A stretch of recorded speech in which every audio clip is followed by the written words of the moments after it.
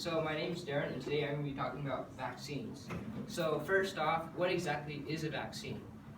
So the Public Health Agency of Canada describes it as when you take some sort of pathogen, such as like a bacteria or a virus, and you put it in some kind of chemical, usually like formaldehyde or something powerful that essentially kills or weakens said pathogen.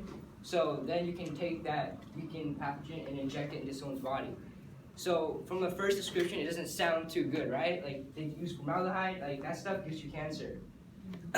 But over time, we've discovered that vaccines actually have a lot of benefits to humans. However, now there's an emergence of a lot of mothers who are claiming vaccines are not good for your children.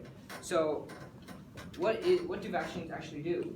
Well, infection is the most predominant method by which people get sick. Like usually, like your friend has a virus or like some kind of bacterial disease, and maybe you touch them or you shake their hand or you're near them and they give it to you.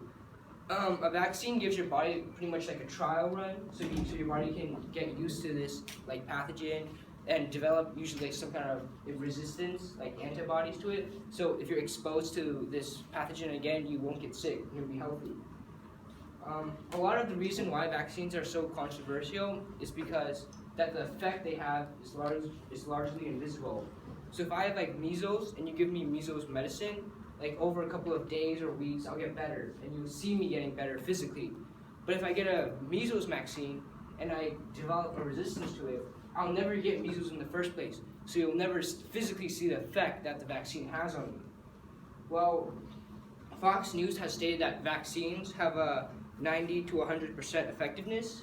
This is just an example of like after a measles vaccine was administered, like the rate of I think it was like per thousand cases, like how many people got measles.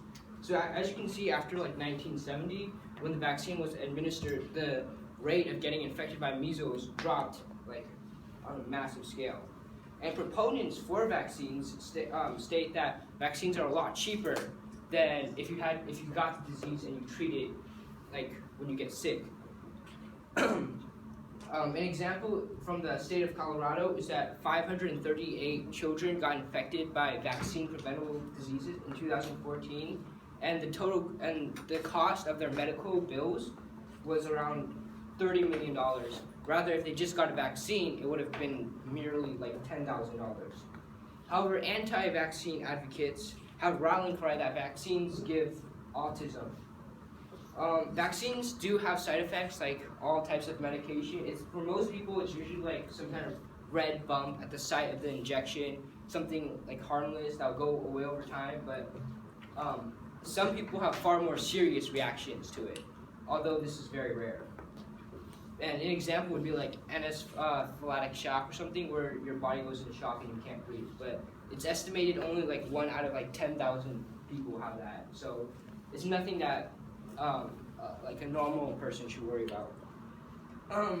Another thing that anti-vaccine proponents like to point out is thimerosal. So thimerosal is a chemical that preserves a vaccine so that the vaccine itself doesn't get infected by like bacteria or fungi. Because as you can see, it would be counterproductive if you got injected by something that was infected, right?